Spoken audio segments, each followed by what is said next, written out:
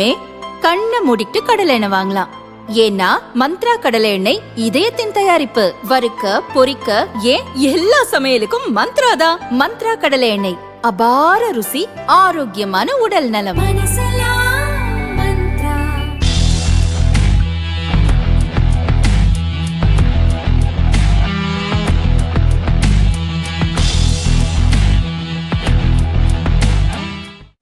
நாட்டின் பல்துறை உற்பத்தி பெருக்கம் மற்றும் ஏற்றுமதியை ஊக்குவிக்கும் வகையில் மத்திய அரசு 7 புதிய நடவடிக்கைகளை அறிவித்துள்ளது. காமர்ஸ் ஏற்றுமதியாளர்களுக்கு 50 லட்சம் ரூபாய் வரை கடன் உதவி வழங்கப்படும். வெளிநாடுகளில் சரக்குகளை சேமித்து வைக்க வசதியாக 5 கோடி ரூபாய் வரை கடன் உதவி வழங்கப்படும். 2.75% வட்டிச் சலுகையும் வழங்கப்படும். சிறு குறு மற்றும் நடுத்தர நிறுவனங்களுக்கு மலிவான பணி மூலதனத்தை உறுதி செய்ய வட்டிச் சலுகை வழங்கப்படும். கடன் உறுதி கடிதம் மற்றும் பேச்சு போன்ற கடன் மேம்பாட்டு கருவிகளுக்கு ஆதரவு வழங்கப்படும். சர்வதேச பரிசோதனை, சான்றிதழ் மற்றும் இணக்கம் தொடர்பான செலவுகளில் அரசு உதவி செய்யும். காமர்ஸ் ஏற்றுமதியை அதிகரிக்க 30% நிதி ஆதரவு வழங்கப்படும்.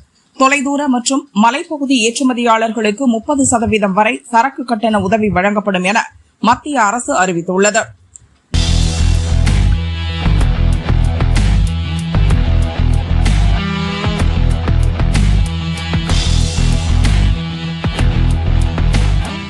நாட்டின் ஜவ்வரிசி உற்பத்தியில் 80% சேலம்தான் பங்களிப்பை தருகிறது. மகாராஷ்டிரா, ராஜஸ்தான், குஜராத் மாநில வர்த்தகர்கள் இதை அதிக அளவு கொள்முதல் செய்கின்றனர். புவிசார் குறியீடு பெற்ற சேலம் ஜவ்வரிசி முதல் முறையாக கனடா நாட்டிற்கு ஏற்றுமதி செய்யப்பட்டுள்ளது. அந்த வகையில் 500 கிலோ ஜவ்வரிசி ஏற்றுமதியாகியுள்ளது. ரசாயன கலப்பு இல்லாத ஜவ்வரிசிக்கு வெளிநாடுகளில் நல்ல வரவேற்பு உள்ளது. எனவே வருங்காலங்களில் ஜவ்வரிசி ஏற்றுமதி அதிகரித்தால் அதன் தேவையும் விலையும் உயரும். மரவள்ளிக்கிழங்கு விவசாயிகளுக்கு நல்ல லாபம் கிடைக்கும் என வியாபாரிகள் மகிழ்ச்சி தெரிவித்துள்ளனர்.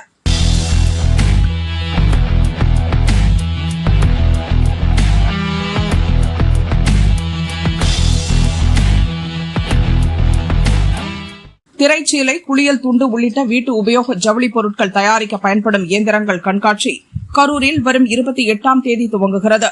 அமெரிக்கா, இத்தாலி, ஜப்பான், சீனா போன்ற நாடுகளைச் சேர்ந்த முன்னணி இயந்திர வடிவமைப்பு நிறுவனங்கள் இதில் பங்கேற்கின்றன.